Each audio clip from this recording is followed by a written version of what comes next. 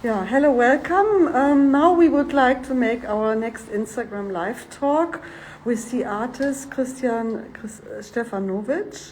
We opened the exhibition Haschen nach Wind yesterday, and we would like to. I will make a very quick tour to the exhibition to you, and then we speak with Christian about one of the paintings. So please have a short look at these fantastic paintings that we have here in the exhibition.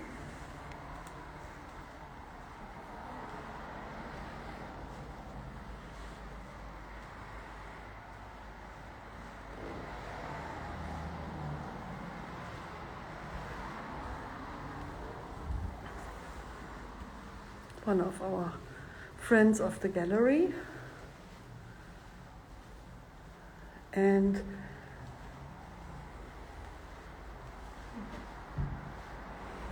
here's the artist, Christian Stefanovici. Welcome. Thank you very much for speaking with us today. Thank you. Here is Katja Ruppertz, and here is the painting which is the key image of our exhibition, Haschen nach Wind. And Christian, would you like to tell us a little bit about this painting? With pleasure, yes.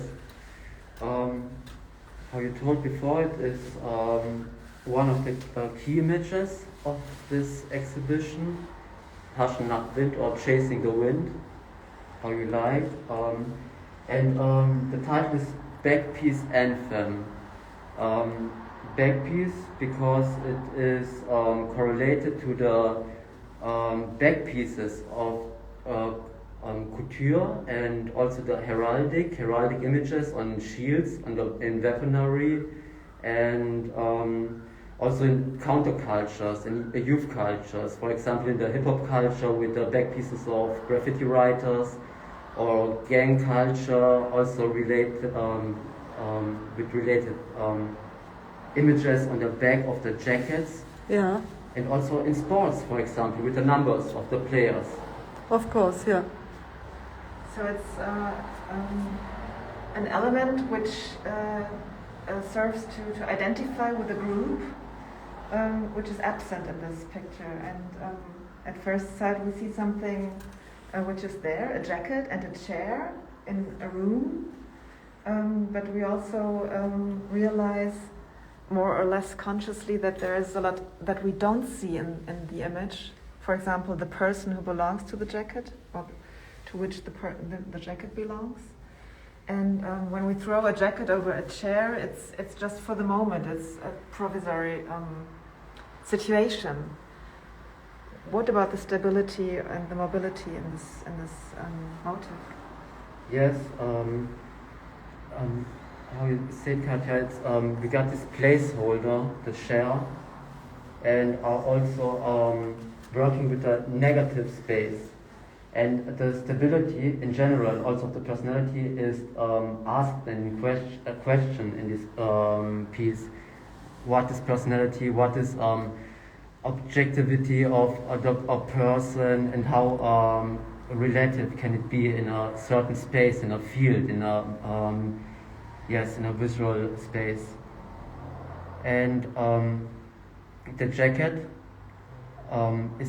is more or less a person without a caseless person in search of a certain identity, yes. And so there are several gaps on several levels in this painting, and in our German version, Kluska also showed a detail which is very interesting from the point of the painterly process, because we can see through the painted layers the back of the canvas. Why did you leave it open at this place? Yes, this is also one of the leitmotifs of this painting, and maybe also a little bit a connection to the actual zeitgeist. In this case, it is the naked canvas that we can see, and it shows a multi-dimensional layer, which is also connotated to time. You have the first step of a painting, and it is an evolution, and with each layer you come more to the present. And it's a negative space, huh? This negative space is something which is very coherent in your paintings. Yes, the negative space is also a sculptural method to analyze the room, and also a scientific approach to analyze room and space, and the void and not presence of something. To the negative space, we can maybe think or speculate what could be there, even if we don't see it. Mm-hmm. And then we were speaking in this part one of our conversation. We're speaking about Caspar David Friedrich, of the view from the back. Yeah. So you have a lot of influences from the history of paintings. So, and can you please tell us a little bit about this subject? Yes, I really like to play around with modern and also past history of art, but also popular culture and other cultures in general, and like to make connections. And yes, this view to the back has also, like Caspar David Friedrich, old history in European painting, for example, in the Romantic and idealistic era, Yeah. but also in much newer culture, in the digital era, starting with video games as Lara Croft in Tomb Raider, where we can see women as hero in a video game from the back. And also like a revolutionary step that indicates the beginning of a new era.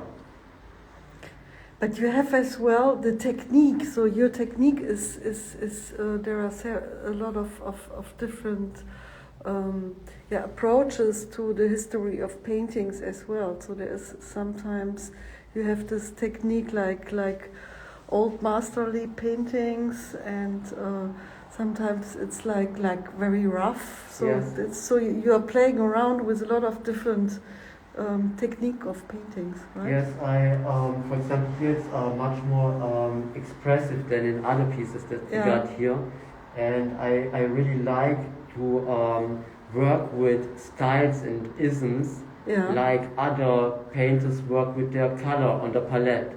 I just put them together to also achieve a juxtaposition and to analyze how it works. That different styles fight against each other, and how they also come together in balance or disruption. Fantastic. And also you use very often very consciously classical techniques and classical approaches to painting, but at the same time you're conscious about your own digital, the time in which you live, and sometimes we find digital elements like a cursor or command elements on the painted surface.